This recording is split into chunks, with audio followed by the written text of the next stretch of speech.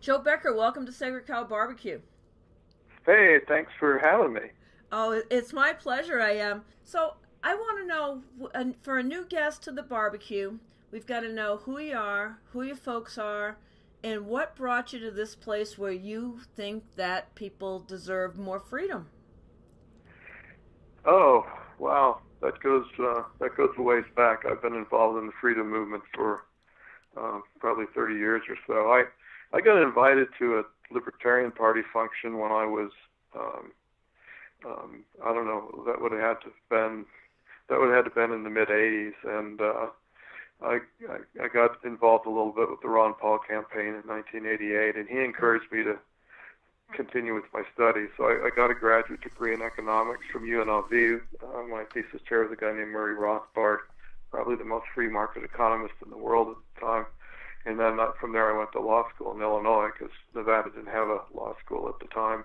And then I got out and did a little work for a competitive telecom provider and went back to work for Ron on the Hill in D.C. for about 5 years. I then took my my education experience to Mountain States Legal Foundation in Denver. I worked for a guy named Perry Penley litigating cases against the government there. I went back and was chief legal counsel for the Ron Paul 2008 presidential campaign and policy director, which is second nature because I was his legislative director on the Hill. And then I decided I wanted to come back to Nevada. I moved to Reno, and as luck would have it, a 20-year-old think tank at the time, now 25 years old, Nevada Policy Research Institute, a good free market-based think tank, was looking to start a litigation center so they could sue government when government didn't follow their policy recommendations or otherwise ignored the state and federal constitution.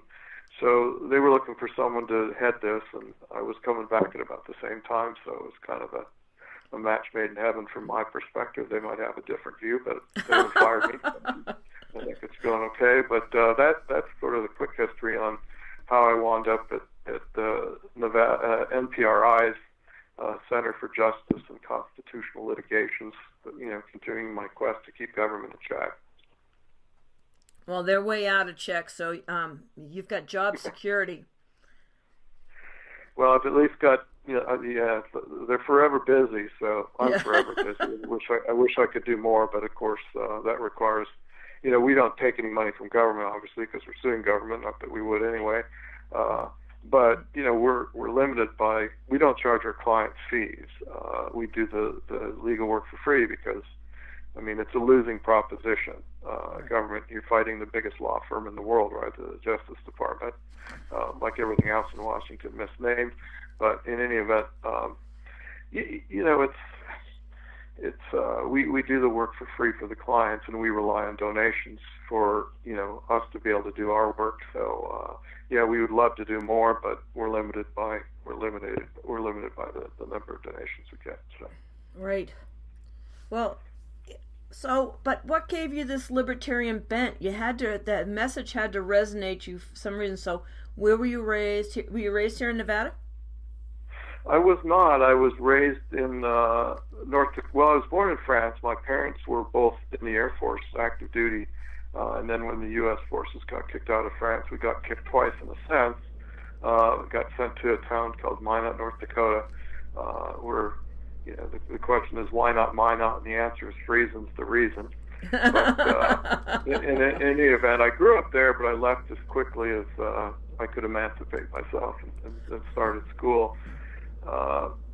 But the truth is, I was approached I went to a football game with my dad in Minneapolis. He was a Vikings fan.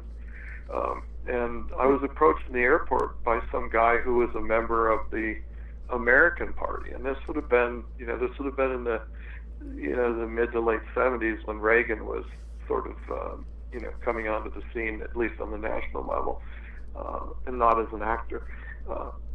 And he handed me the platform of the American Party, and I liked most of it intuitively. I was sort of the Alex Keaton type in my present-day politics in high school. I remember, I was the guy. I wasn't so much establishment, but definitely conservative. And then when I got exposed to sort of the reason model, free minds and free markets, where government isn't necessarily legislating personal behavior either. I sort of took to it, although I live conservatively, but I think kind of liberally in a classical liberal sense. So.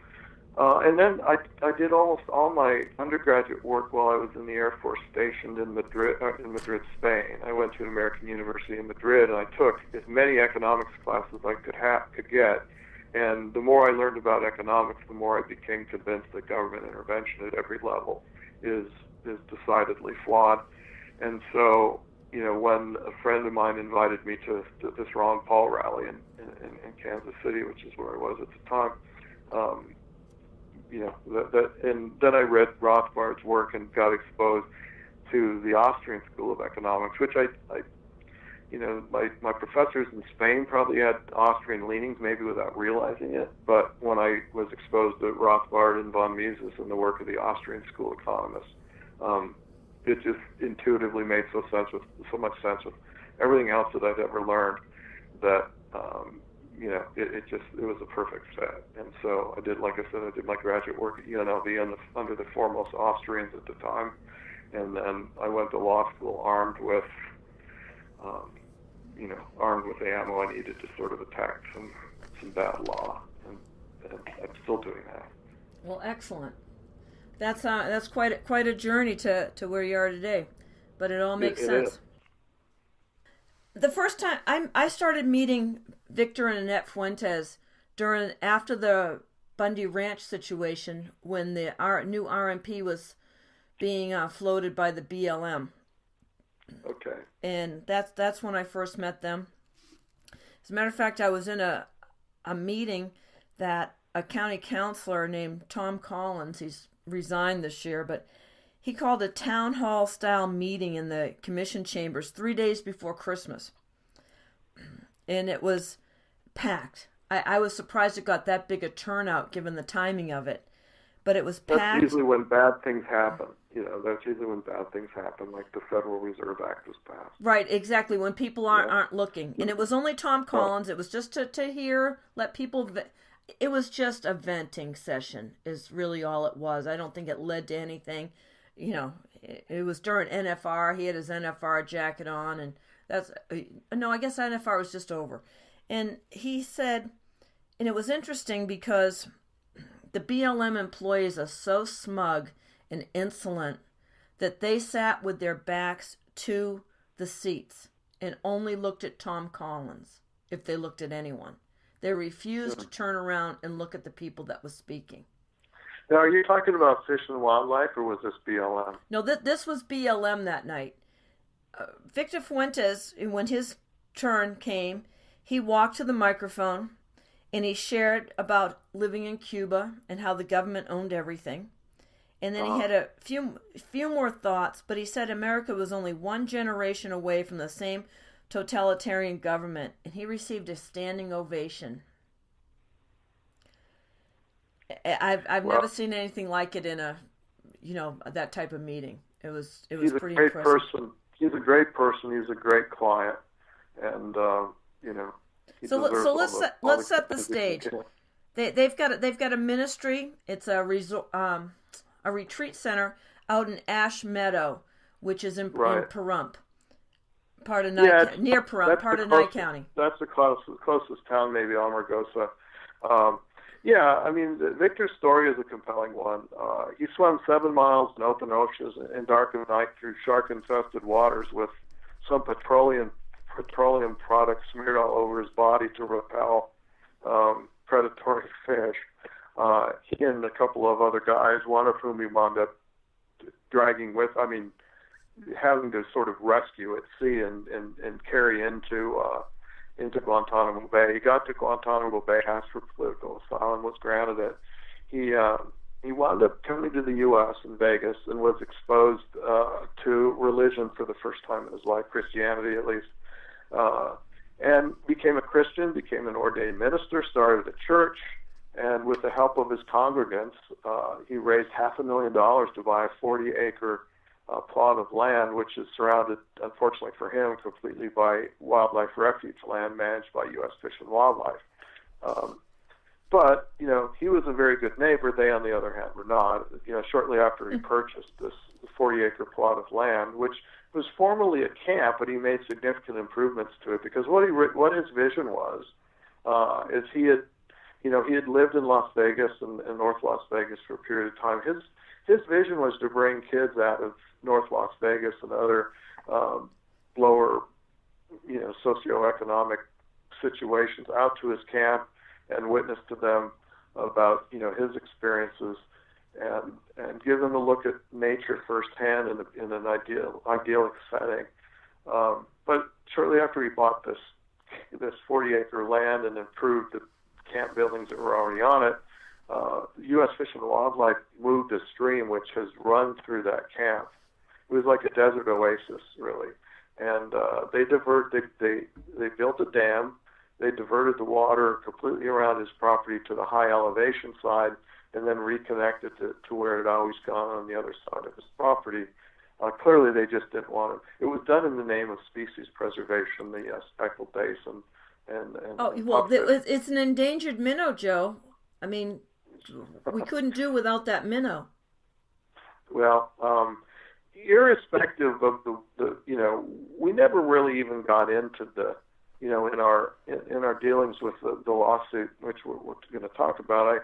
We never really got into the merits of the species preservation because they did so many other things wrong along the way.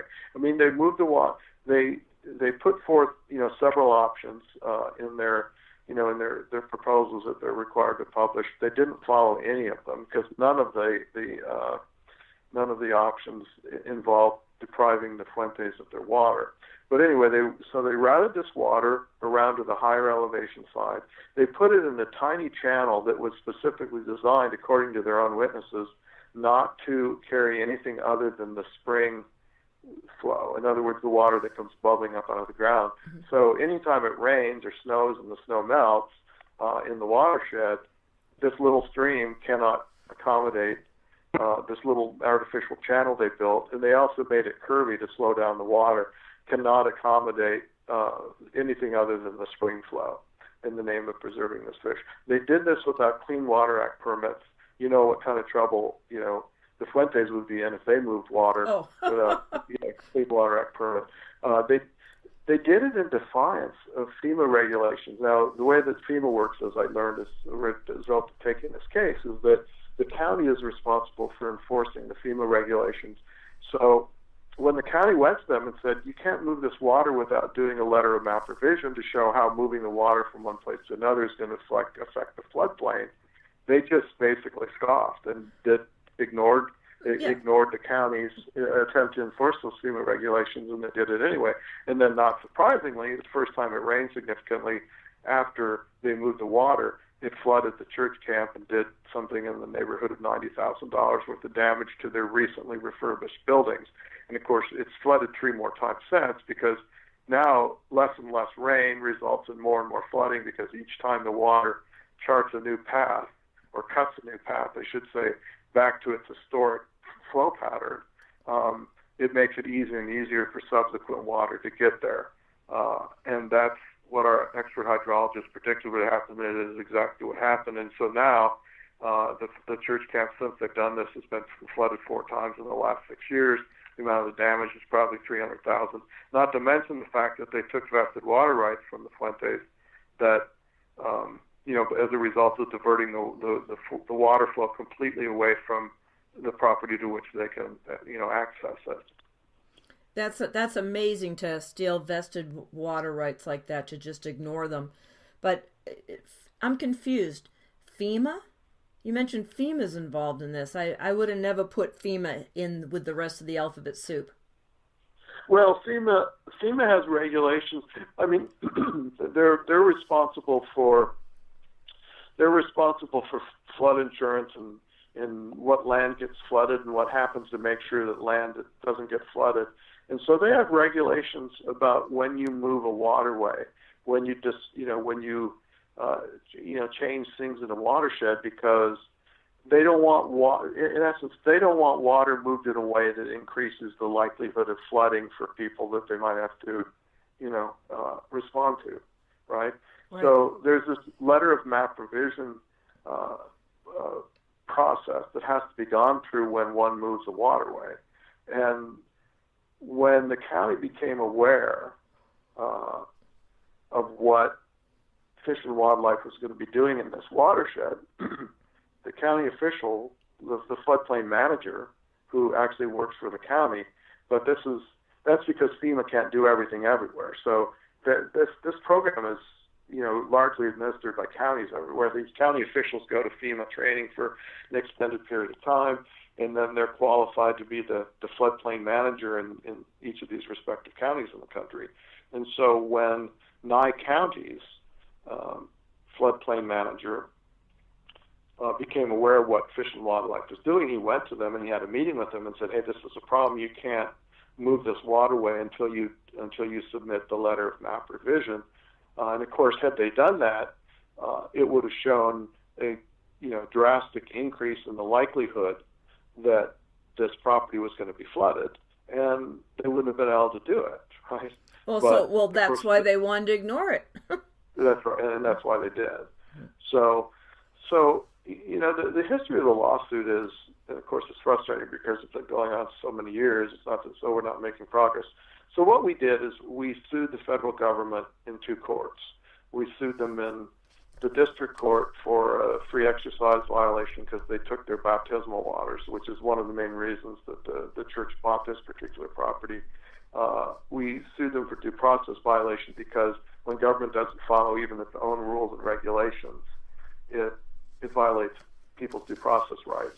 We sued them for a tort because they moved this water in a way their negligence resulted in flood damage to our client. So we did that in the district court. We also brought when you say district court, are you saying federal district court or state? Yes, or the county district court? You can't sue the federal government in state court. You can only sue them in federal court. Okay. So in the federal district court for the District of Nevada. And then we brought a takings claim because in addition to all those other things they did wrong, they also took the vested rights to the water. So we brought a takings claim in the U.S. Court of Federal Claims, which is the only place you can bring a takings claim over $10,000. We did also bring a takings claim at the federal district court in the event the taking was less than $10,000 because it would have been more efficient to do it all in the same court. We motioned the federal court of claims to stay proceedings in the takings claim at the court of claims because until we know whether we got the water back, the injunctive relief we were seeking in the district court, through the due process violation and the free exercise violation, we didn't know whether the taking was going to be permanent or whether the taking was going to be temporary. And of course, how much you get paid is, dependent on whether it's something's taken forever or whether it's just taken for a shorter period of time. So what wound up happening is there's a 100 and some year old jurisdictional statute which says you can't bring the same claim in more than one federal court at the same time. But of course, our takings claim is distinctly different from our due process, our free exercise, and then our tort claim at the district court. But in 2011, the U.S. Supreme Court reinterpreted the same claim in a case named Tohono in that jurisdictional statute to say that any claim that arises from the same set of operative facts is the same claim. And this is a problem because that decision in Tohono means that the Fuentes cannot be made whole because that's terrible. How'd they figure that? Well, that's just a couple of Marxist, justices doing what they do. Yeah, and surprisingly, it was the conservative justices, and I don't know if that's because it was a Native American tribe, the Tohono tribe, in southern Arizona that was the plaintiff, or what. But all the typical liberals, were on the right side of that issue, as far as I'm concerned. Because what it does is it put the Fuentes in a position of having to forego, one constitutional right in order to vindicate another. And the way this operates is that, and of course, government found very hard to get this decision in the Tohono decision in the Supreme Court, because it means that they can be more reckless and not have to make people whole. So, and the problem is the statute of limitations on the takings claim runs after 6 years, and because even though we were very judicious about making sure that we got claims filed on time and did everything we could, we didn't get it. By the time we would have gotten a decision in the district court on the tort, the due process, and the free exercise claim, the statute of limitations would have run on our ability to takings claim. And of course, meanwhile, the camp's getting flooded again and again. So what we had to do is we went back to the Supreme Court to try and get them to revisit that bad decision in Tohono, especially as it applies to us, because there's precedent out there that says no one has to forego one constitutional right in order to vindicate another. But it's never exactly been raised in this context before. And the trial court was beholden to the Supreme Court, not surprisingly. We did get a really good concurring opinion from the Fed Circuit, which is the appellate court for the Court of Claims, that said there's a substantial constitutional problem here, but because there's still some chance the district court will finish its business before the statute of limitations runs on the takings claim, we're not going to do anything about it here.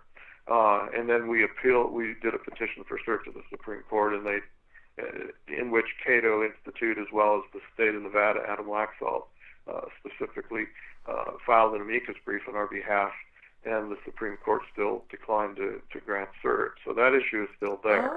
Oh my gosh! I mean, yeah. You think that amicus brief would have done the trick, but well, the government wasn't even going to file a responsive brief, and the court ordered them to file a responsive pleading to our petition for cert, which means at least 3 justices on the court probably wanted to grant cert. Unfortunately, you need 4, and evidently there weren't 4. Okay, now Joe, you're talking legal talk here. We're not a legal show, so you gotta define what it means. Cert. Well, certiorari is the Latin term, but the easiest way to say this is that due process requires that everyone have a right of appeal once. So in Nevada, if you lose at the trial court, because there's no true intermediate appellate court, you get to the Nevada Supreme Court.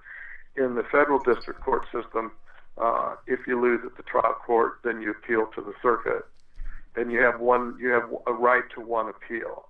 But if you lose that appeal, the Supreme Court, with just a few with a few exceptions, has discretion whether to hear an appeal or not. So what you have to do is you have to file a petition. It's called a petition for certiorari, to get them to say, this is a case you should really hear. So we did that, and like I said, we got amicus briefs, Friends of the Court briefs, that said you should hear this case from both Cato Institute as well as the state of Nevada, but they still declined to hear it. So I think the Supreme Court hears something like 2 or 3% of the cases that right. It's people outrageous. want them to hear. Yeah, it's very small. But we're still going to try and get that issue back, because what's happened since, and there is some good news finally after multiple years of doing this. The government would have done nothing. First of all, what the government should have done, if species preservation was that important and they needed the water to which the church had a right, they should have condemned the property, right? This, in the name of the public use of species preservation, they should have condemned the property, paid the Fuentes fair market value, taken it, and did whatever they did with their fish. I mean, we certainly don't want the federal government to have even more of Nevada, because they've already got 85%. 90% of it or something. Yeah. But I mean, it would have been under the current state of the law. They certainly could have said, this is a public use, we're taking your property, and and by the way, here's the money. Of course, they didn't want to do that. They just wanted to take it, flood them out, encourage them to leave, and get it, for pennies on the dollar or something. But in any event, it's amazing that this is their MO. And we see Yeah, it, and we've seen but it it is. over and over again. It is. And they make no bones about the fact that they want that land. They bought up almost all the other private land in that area of the refuge. There's only maybe 2 or 3 private property owners left within the confines of the outer boundaries. But rather than do that, they did what they did. But there is some good news. I mean, to sort of follow up with where we are in the case now, we had to, because the taking became the most valuable claim. I mean, at this point, the government has taken the water for more than 6 years. But now they've taken the land because they've been flooding it as a result of their actions, for the last. And they've caused this massive erosion going on there. The picture was shocking to me. Yeah, and the picture doesn't even, pictures seldom capture the magnitude of it. Yeah, and so standing in that ravine with Pastor Fuentes, it's a good picture, but that's a small part of what's gone on up there.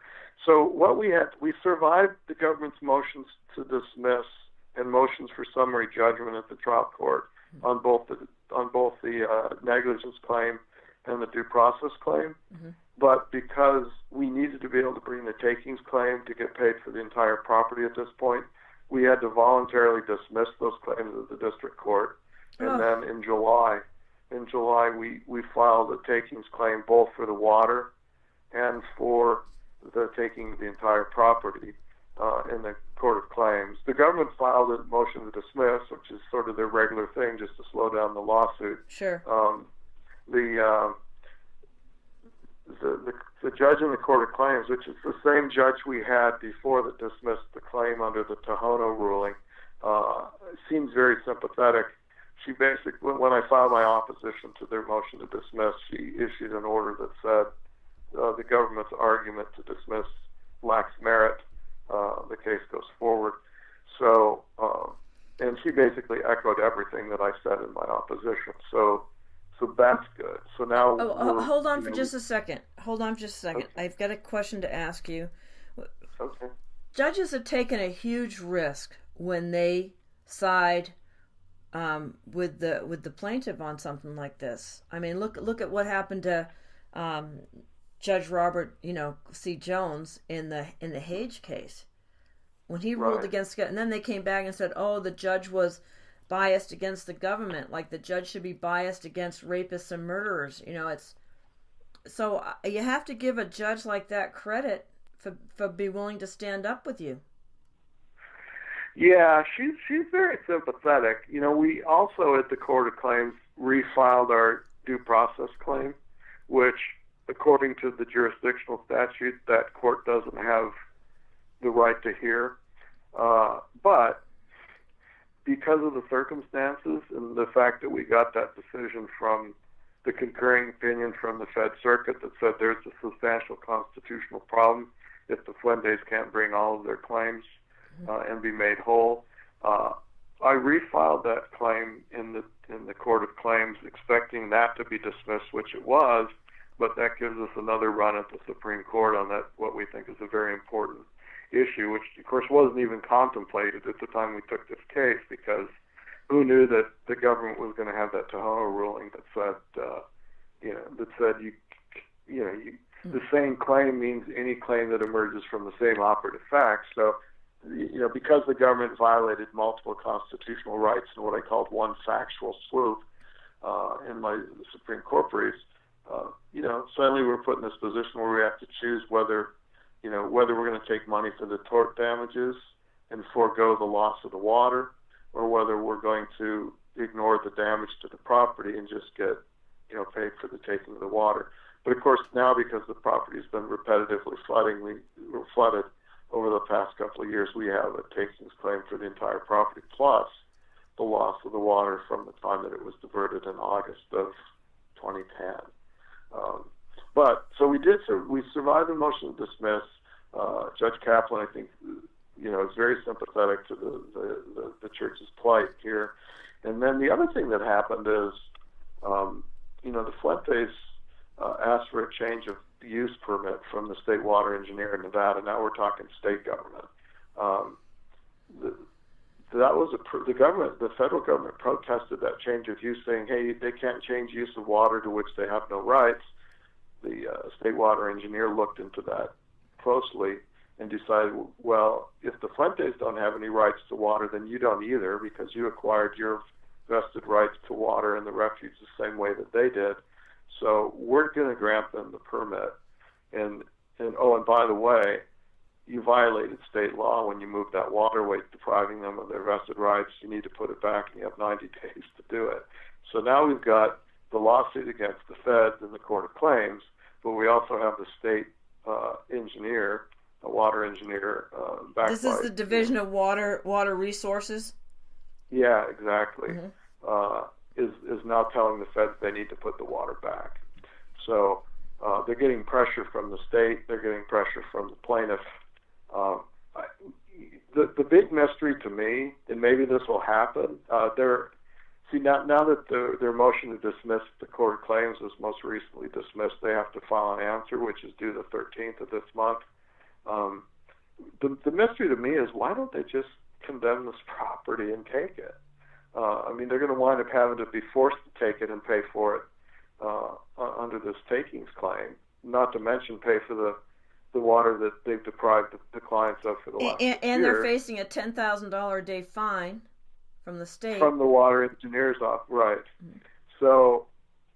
and who gets that money? If they fine them $10,000 a day... Unfortunately, that won't be the Fuentes. That will be the state of Nevada. But, I guess something to be said for the fact that at least the Fed government's giving it back to the state. Why don't they just give us the 87% of Nevada back that they have? That'd be better. But don't get me started, Joe. We don't have 2 weeks to talk about this. Yeah. So, but the mystery to me is, if it was so important to preserve this fish, why don't they just condemn the land, pay fair market value, and take it? I really don't have an answer for that. It's their audacity, their insolence. They are above the law. Yeah, it sure feels like that. Well, you have to look at the situation in Oregon with the Hammonds, with the 50 ranches that were flooded out, with what's going on with the monument now. It's all part and parcel of this predatory federal government. Yeah. So that's where we are. The government has come up with a proposal to put the water back, but they want to do it by way of a 1-inch pipe. 1-inch pipe? Powered pump. Right. That's their most recent. That's their response to the state water engineer when they said you have to put the water back. They said, well, we'll give them their amount of their vested rights. Not that we agree they have vested rights, but we're going to give them just that amount of water. We want to run a 1-inch pipe from the creek that we diverted and pump, exactly the amount of water to which they're entitled back to their property. Now, this is, of course, unsatisfactory for several reasons. The first one is, that's not the flow path. That doesn't solve the flooding problem at all, because taking a little trickle of water and running it through a pipe back to the Fuentes private property, while that gives them the exact amount of water, it certainly doesn't solve the flooding problem, because when it rains, they're not only going to get their 1-inch pipe full, but once again, they're going to get this water that comes rushing back to, the lower elevation path through which it's historically run since we know at least the late 1800s. But the other problem is that, that doesn't do anything for the aesthetics of the camp either. Instead of having this, the spring-fed stream running through their property, now they're going to get a 1-inch pipe with a trickle of water. That's not how you water livestock. That's not how you irrigate. You take whatever water you're entitled to out of the stream and let the rest of it flow. Right. That's what you do. That has to be dealt with. But, either way, I think the Fuentes will win this takings claim, and the government will wind up having to, So what would be the ideal situation for the Fuentes? What do they want to see happen? Well, all they ever wanted is what their vision was, and that is this 40 acres that they paid dearly for, that's nicely vegetated and has this, babbling brook running through it, by which people can meditate and in which people can be baptized by immersion, and that they can, feed their donkeys that the kids play with, and I mean that's ideally what they wanted. Now, whether that's achievable is another thing. I see. Part of the reason that we took the tack that we did on the voluntarily dismissing the due process and the negligence claim at the district court and refiling our takings claim for the whole property in the court of claims is because we thought, well, what if we win the injunctive relief? What if we fight really hard to win the injunctive relief at the district court and the government is ordered to put the water back? What will they do? Will they actually put the water back? It doesn't seem like they have any interest in doing that, given this remedy of the 1-inch pipe with the solar-powered pump and the fish filter on it. My guess is at that point they would have only condemned the land, which is what they should have done in the first place.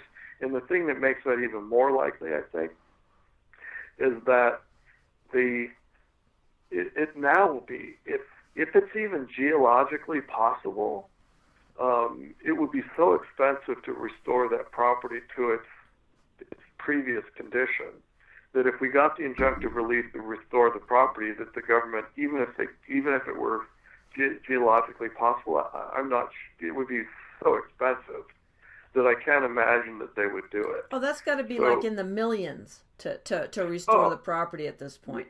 Yeah, and the property's worth, $2 or $3 million, at least it was before they wrecked it, right? So there's that. So I can't imagine, in the millions. So our thinking was, even if we win at the district court, they're going to wind up condemning the property anyway and taking it, because there's no way they're going to want to try and restore that property to its pristine condition. It'll just be too expensive. Plus, the whole egg on their face and the arrogance thing that you talked a little bit about.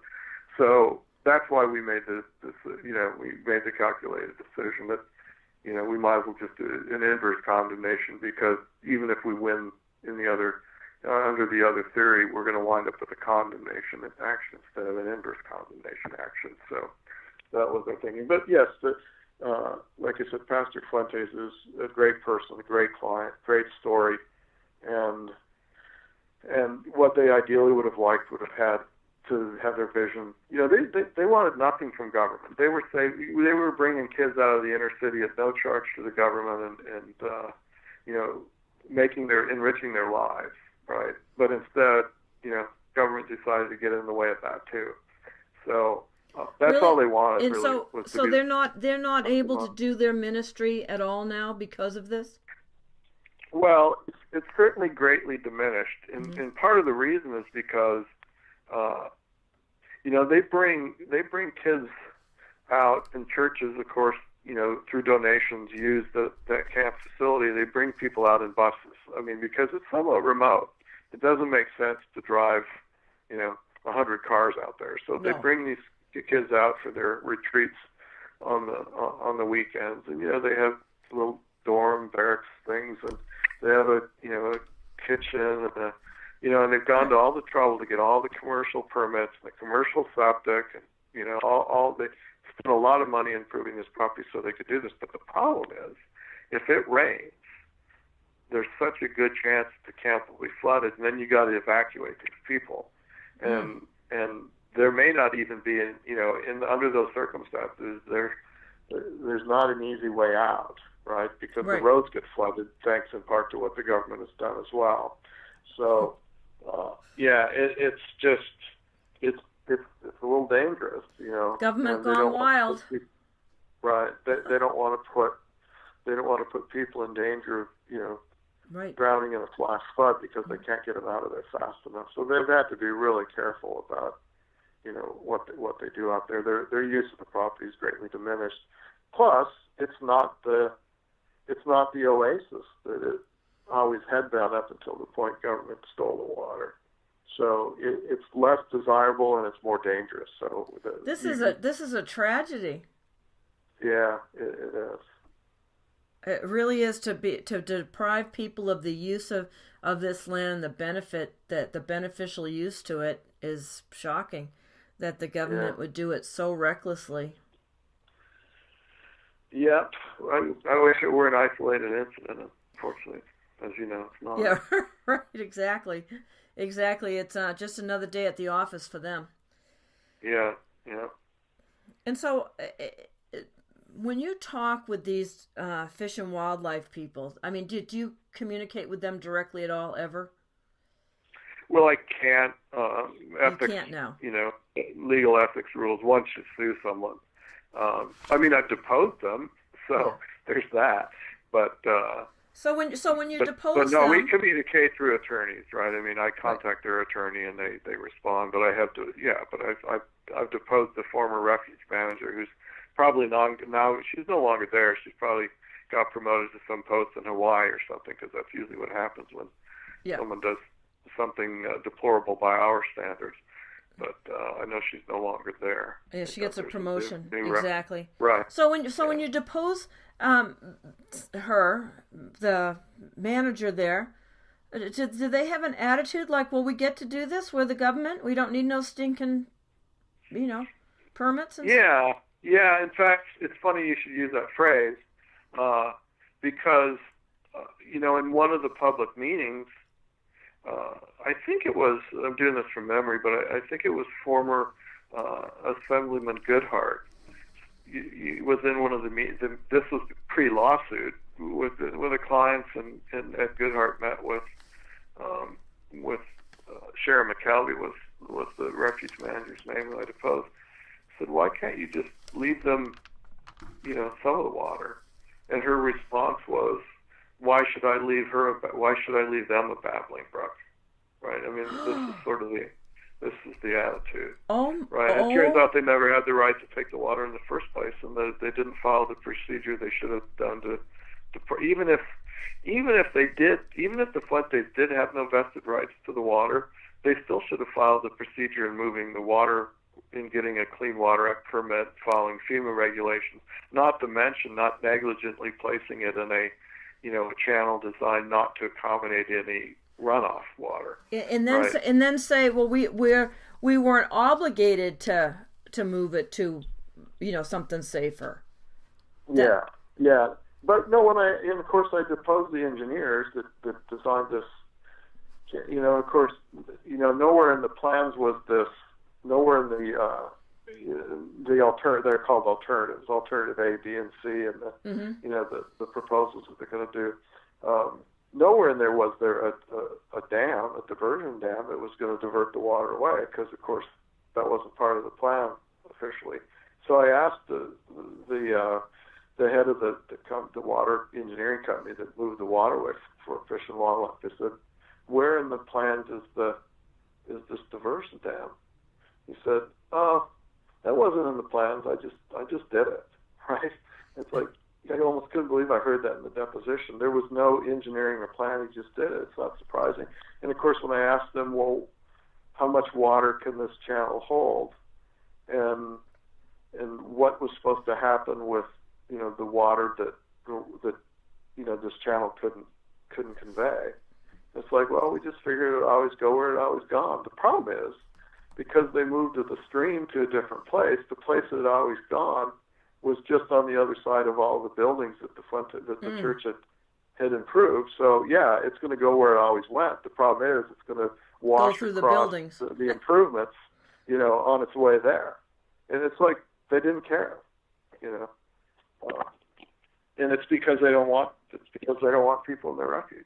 In their view, they're the only ones that. I mean, it's very elitist. I mean, they're the only ones that think they know what's best for the land and the fish. And, well, I know people don't belong out there. I know forestry people and have said to Dr. Angus McIntosh, well, when he shows them the law and the Supreme Court decisions, well, we think the Supreme Court's wrong. We think the government should own all the land. Yeah. Somehow they missed that libertarian meeting that you went to. Right. Yes. Yeah. They apparently missed a lot of them.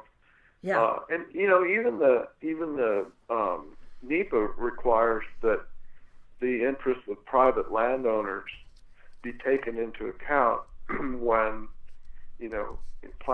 when this kind of planning is done. And I asked, they went on and on about, and I can't remember that there's a name for this committee that met. I've got it in my notes, I don't have it in front of me, but they had all these meetings with all these experts, and this was their big justification why they could do what they did.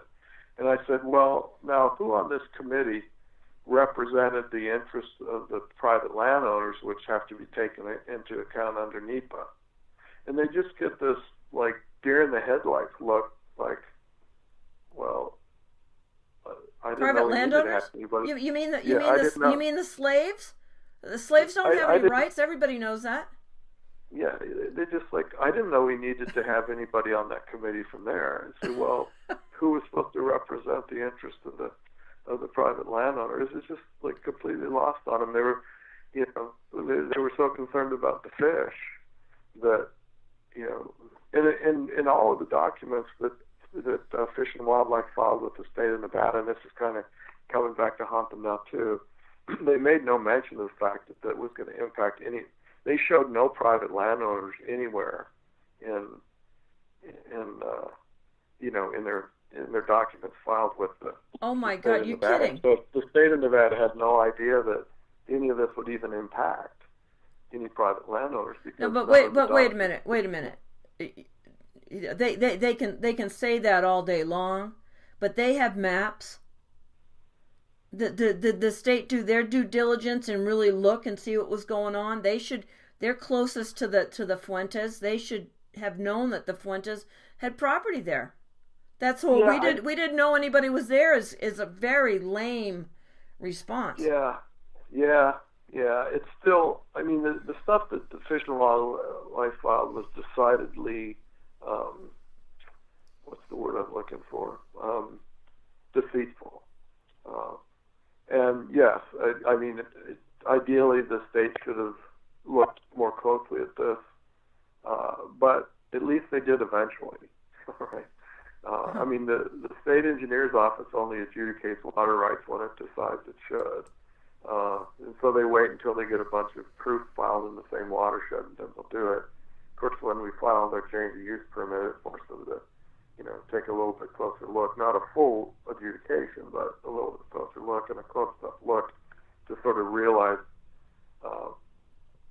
that they've been kind of hoodwinked by the feds, and so not having a lot of sympathy for them. Having a lot of sympathy here. Yeah, well, we also have a new head attorney in the state than what we had at that time, right? So, right. So things are better. Yeah, I think Adam Laxalt's doing a good job. I don't agree with the federal government. I think it's a de facto government. I'm not going to go there. I'm one of those 14th Amendment people, but I think he's doing a much better job than's been done in a while. But you still have, major problems with what they call the legal team behind everything that goes on at the state. What do they call that? The legal something bureau, the LB, whatever. Oh, Legislative Council Bureau. Yeah, LCB. There it is. Yeah. That's who really runs things, not any of the elected officials.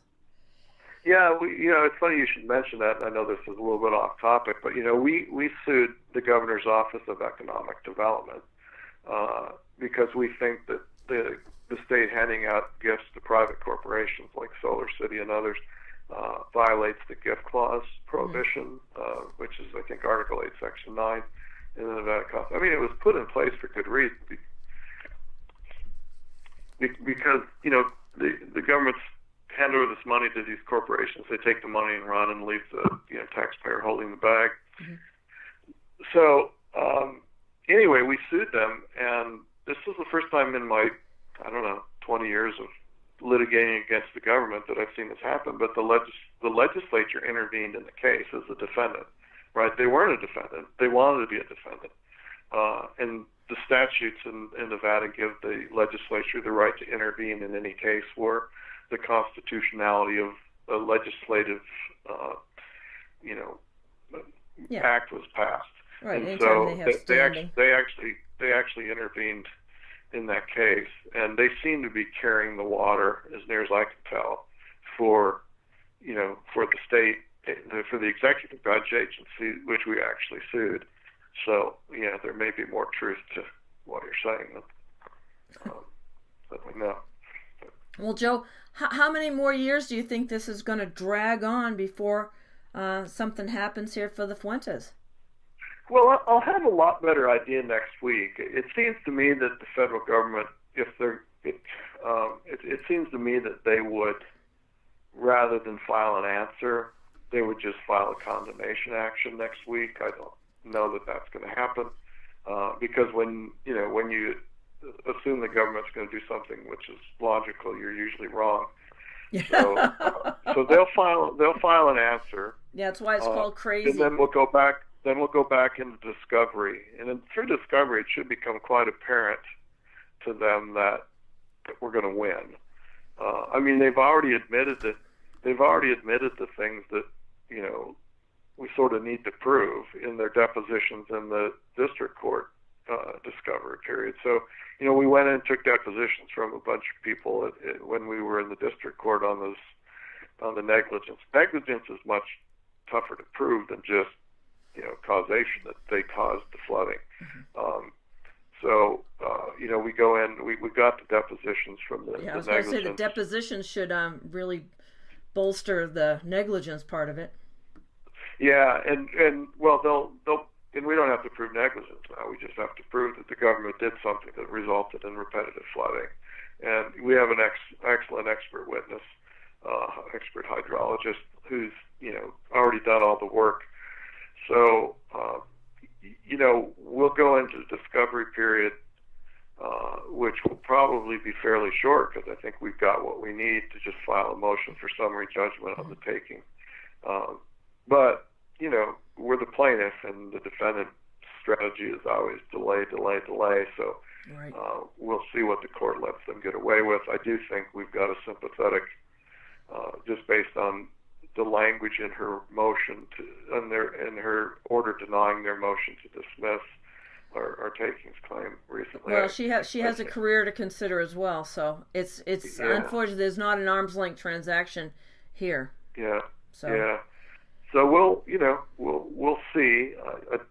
I'd love, at this point, they should condemn or maybe just do a settlement offer, but they may make us tough it out, and then we'll, if it's so obvious that we should have won and they make us do that, then we should probably be able to get attorney's fees and things. But yeah, that's where we are.